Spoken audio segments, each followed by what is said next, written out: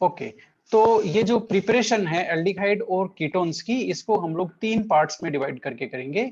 सबसे पहले में हम लोग वो मेथड लेंगे जो जिनसे हम लोग एल्डिहाइड और कीटोन दोनों बना सकते हैं। तो आप लोग हेडिंग लगाइए, methods methods for preparation methods for preparation of both aldehyde and ketone. ये लो भाई, ये वो मेथड हैं जिनसे एल्डिहाइड और कीटोन दोनों बनते हैं। ठीक है, सबसे पहला number 1 very important, from hydrocarbon. किससे? हाइड्रोकार्बन से हम लोग ये बनाने वाले हैं। ठीक है, हाइड्रोकार्बन कौन कौन से हैं भाई बताना जरा, 3 हाइड्रोकार्बन जिनको हम लोग बात करते हैं, बताओ भाई कौन कौन से हैं हाइड्रोकार्बन, बोलो भी। हाँ हाँ, एल्केन एल्कीन एल्काइन। तो हम यहाँ पर बनाने वाले हैं फ्रॉम एल्कीन बाई ओजोनोलाइसिस। ये लो भाई, ओजोनोलाइसिस है ना, ओजोनोलाइसिस कराएंगे एल्कीन्स का, बनेगा क्या?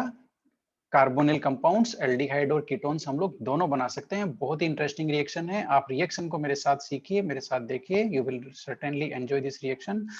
ये हमारा एक एल्कीन है, इसको देख लीजिए भाई, एल्कीन है।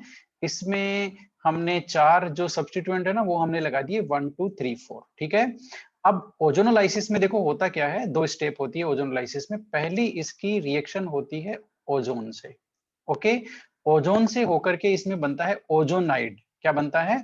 ओजोनाइड। और ओजोनाइड कैसे बनता है? ये जो डबल बॉन्ड है ये टूट जाता है ना। और ओजोन किस तरह से इन दोनों ग्रुप्स को कंबाइन कर देती है, किस तरह से इनको ज्वाइन करती है, वो देखिए आप लोग, है ना, इधर देख करके सीखिए। ये कार्बन है, इसका 1 और 2, इसको हमने टच नहीं किया 1 और 2 को। इधर ये कार्बन भी है, इसका 3 और 4। ठीक है, अब वो जो डबल बॉन्ड था वो तो टूट गया, और डबल बॉन्ड के थ्रू दोनों कार्बन ज्वाइन हो रहे थे। अब ये कार्बन दोनों ओजोन के थ्रू ज्वाइन होंगे। ओजोन के जो 3 एटम हैं वो इस तरह से इन दोनों यूनिट्स को ज्वाइन करेंगे। ये देखिए, एक ऑक्सीजन यहाँ, एक ऑक्सीजन यहाँ, और एक ऑक्सीजन यहाँ। ये देखिए, ये बन गया ओजोनाइड। क्या बन गया? yes, इसको बोलते हैं ओजोनाइड। ठीक है, अब इस ओजोनाइड का होगा रिडक्टिव क्लीवेज। क्या होगा? Reductive cleavage. और ध्यान से देखना हमारी रिएक्शन, हम सेकंड स्टेप, ये स्टेप 1 थी, स्टेप 1। अब हम सेकंड स्टेप में जा रहे हैं। सेकंड स्टेप में रिएक्शन कराते हैं Zn और H2O से। ठीक है, Zn और H2O से रिएक्शन करा रहे हैं। ठीक है, क्यों कराते हैं, Zn का क्या यूज है वो भी हम देखेंगे, रोल ऑफ Zn। तो यहां पर होता है रिडक्टिव क्लीवेज। क्या होता है? रिडक्टिव क्लीवेज इस स्टेप को बोलते हैं। और रिडक्टिव क्लीवेज देखो किधर से होगा, रिडक्टिव क्लीवेज का मतलब है इनका रिडक्शन भी होगा और क्लीवेज भी होगा, है ना।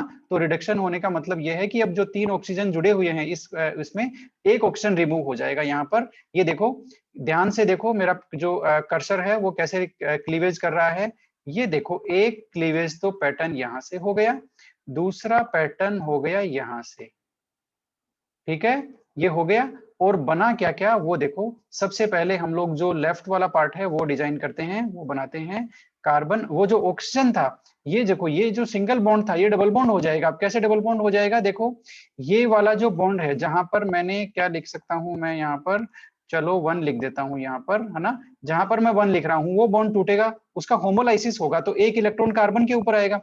इसी तरह से जहां पर अब मैं वापस 1 लिख रहा हूं वो बॉन्ड भी टूटेगा, तो उसका एक इलेक्ट्रॉन ऑक्सीजन के ऊपर आएगा। ये दोनों इलेक्ट्रॉन मिलकर के, ये कार्बन और ऑक्सीजन है, इनके बीच में डबल बॉन्ड बन जाएगा। बात समझ में आई?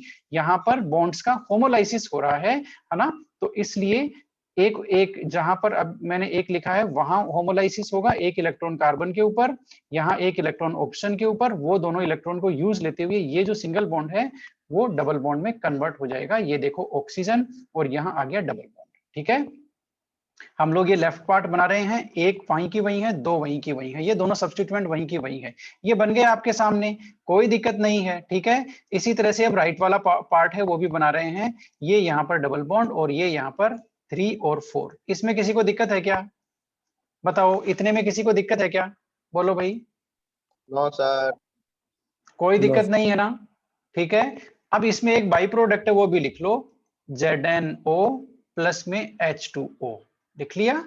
ये है इसकी राम कहानी इस पूरी रिएक्शन की।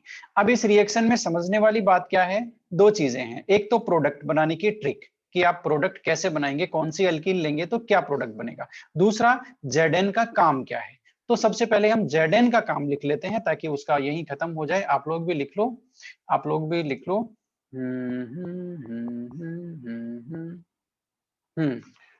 लिख लो आप लोग भी। Zn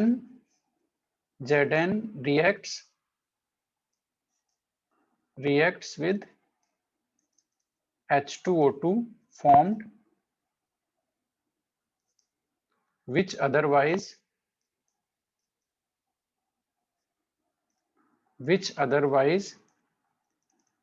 oxidizes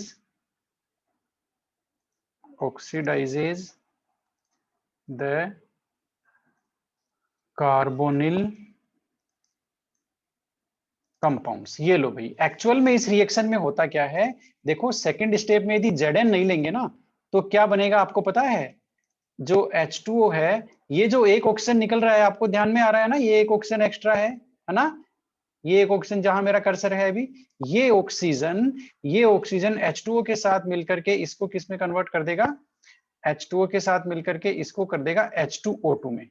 तो यदि Zn नहीं लेंगे तो बाई प्रोडक्ट H2O2 बनेगा, और वो H2O2 किसको वापस ऑक्सीडाइज कर सकता है? हमारे कार्बोनिल कंपाउंड, हमारे जो प्रोडक्ट है उनको ऑक्सीडाइज कर सकता है। तो हमें क्या चाहिए? हमें इस H2O2 को न्यूट्रलाइज करना है, तो इसके लिए हमने Zn डाला। Zn का काम क्या है? H2O2 से रिएक्शन करके Zn किस में कन्वर्ट कर देता है? इसको किस में कन्वर्ट